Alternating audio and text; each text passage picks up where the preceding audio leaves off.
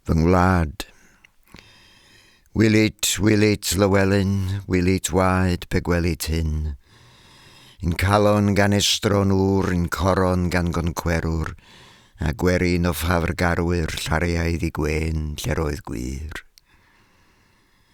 Fer o'n wen i'r frenhiniaeth, nid gwerin nad gwerin gaeth, byddwn deuog ddiogel a dedwydd iawn doed a ddel, heb wraidd na chadwynau bro, heb ofal ond bihafio. Ni'n twyllir yn hir gan au hanesion rhyw hen oesau, yn I o gymedrol nwyd yw'r dynion a Brydeiniwyd, ni yw'r clea'r wlad garwyr, eithafol ryngwladol wir.